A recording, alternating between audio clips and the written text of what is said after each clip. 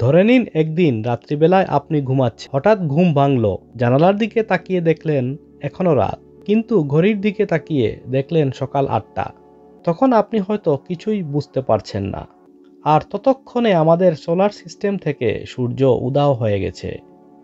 সূর্য হঠাৎ করে গায়েব হয়ে গেলে প্রথমে যে জিনিসটা ঘটবে তা হচ্ছে আমাদের সৌরমণ্ডলের যত গ্রহ রয়েছে সেগুলো তার কক্ষপথ থেকে সরে যাবে এবং এদিক সেদিক ছুটতে শুরু করবে। ফলে মহাকাশে এক ধরনের বিশাল বিশৃঙ্খলা দেখা দিবে।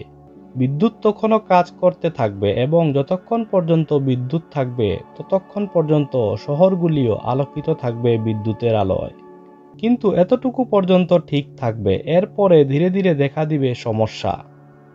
কারণ পৃথিবীতে গাছগুলো সূর্যের আলো ছাড়া নিজেদেরকে বাঁচিয়ে রাখতে পারবে না বেশি দিন। এর ফলে পৃথিবীতে অক্সিজেনের অভাব দেখা দিতে শুরু করবে। বেশিরভাগ গাছপালাই কয়েকদিনের মধ্যেই মারা যাবে। কিন্তু তখনও আমরা বেঁচে থাকব, কারণ সমুদ্রগুলো তখনও ঠিক থাকবে। কারণ আমরা এটা জানি যে গাছের পরে সমুদ্র ম্যাসিভ অক্সিজেন তৈরি করে থাকে। তখন পৃথিবীর গড় তাপমাত্রা প্রথম সপ্তাহের পরে 32 ডিগ্রি ফারেনহাইটে নেমে আসবে। তারপর প্রথম বছরে 150 ডিগ্রি ফারেনহাইটে নেমে যাবে। তখন পৃথিবীর মহাসাগরগুলো আরো ঠান্ডা হয়ে যাবে। আর তখন সমুদ্রপৃষ্ঠ থেকে জল 150 মিটার উপরে উঠে আসবে। সারা পৃথিবী জুড়ে তখন এক বিশাল সুনামি দেখা দিবে। বড় বড় শহরের বিল্ডিংসগুলো তখন জলের নিচেই থাকবে।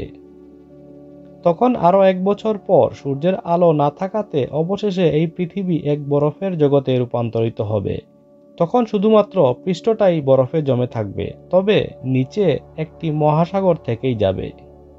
তখন বড় বড় বিল্ডিংসগুলো, বড় বড় পাহাড়, সেতু সব বরফে রূপান্তরিত হয়ে যাবে এবং পৃথিবীটাকে তখন বাইরে থেকে দেখতে সাদা একটি গল্ফ বলের মতো মনে হবে।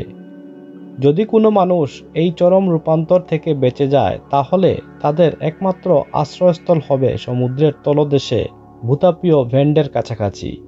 ভেন্টগুলি তাপ নির্গত করে, যা পৃথিবীর কেন্দ্র থেকে উঠে আসে, এবং এই পরিস্থিতিতে মানুষ দীর্ঘস্থায়ীভাবে বেঁচে থাকতেও পারবে না। সূর্য আমাদের এই পৃথিবীকে এবং এই সোলার সিস্টেমকে এমনভাবে কন্ট্রোল করে বা আগলে রেখেছে, ঠিক যেন মা বাবা তার সন্তানকে যেভাবে আগলে রাখে।